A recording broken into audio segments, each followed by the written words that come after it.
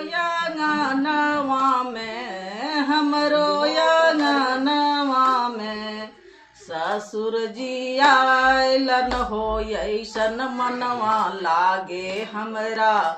राजा दशरथ आयलन हो ऐसन मनवा लागे हमरा। राजा दशरथ आयलन हो हमरो अंगनवा में, हमरो अंगनवा में सासू जी आयले हो ऐसन मनवा लागे हमरा। कौशल्या माता आयले हो ऐसन मनवा लागे हमरा। कौशल्या माता आयले हमरो अंगनवा में, हमरो अंगनवा में बाबूजी आयलन हो ऐसन मनवा लागे हमरा।